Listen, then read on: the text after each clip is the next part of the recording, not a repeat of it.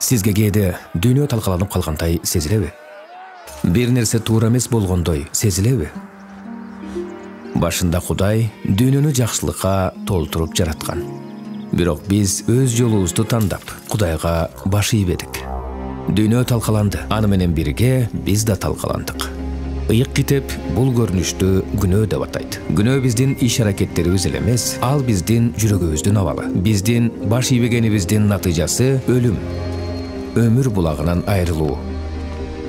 Биз өзүбүздү айыптуу, уят жана күнөөкөр сезгенде, ошол бөлүнүүнү сезебиз. Бирок биз күнөөбүздөн арылуу үчүн, же жашообузду калыбына келтирүү үчүн эч нерсе кыла албайбыз. Себеби ыйык Кудайдан ажырап калганбыз. Биздин окуя ушуну менен бүтүп калса, өтө кайгылуу болмок. Бирок Кудай чыгуу жолун берди. Ал башынан эле куткарылуу жолун даярдап койгон.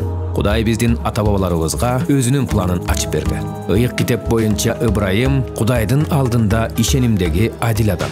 Кудай Ыбрайымдын өз уулун курмандыкка чалууну каалаганын өзүнө баш ийүү катары кабыл алды. Бирок Кудай киришип, анын уулунун ордуна курмандыкка чалуу үчүн кочкорду берди. Кудай адилеттүү. Ошол себептен биз өлүмгө жана андан бөлүнүүгө татыктуубуз. Бирок ошол эле убакта Кудай бизди сүйөт жана биз аны менен түбөлүк өмүр сүрүүбүздү каалайт. Кудай Ыбрайым бере турган курмандыкты кереметтүү түрдө кочкор менен алмаштырып койгондой эле, Кудай Ыйсаны биз үчүн жеткилең курмандык болууга даярдаган. Ыйса биздин күнөөлөрүбүздү жок кылды. Бизди күнөөнүн айыбынан, өлүмдөн бошотту жана бизди актады.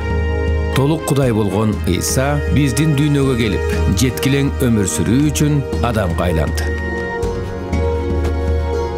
Ал өлгөндө биздин уятты жана жазаны өзүнө алды. Ал биз татыктуу болгон өлүмдү өзүнө алды.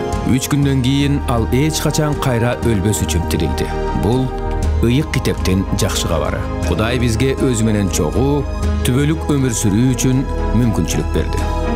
Кудай сиз үчүн Машаяк аркылуу кылган иштерге ишенгениңизде, ал сиздин уятты урматка, айыбыңызды адилдикке алмаштырат. Ыйык китепте мындай деп айтылган: анткени күнөө үчүн жаза өлүм, ал эми Кудайдын белеги Теңирибиз Машаяк Ыйса аркылуу бериле турган түбөлүк өмүр.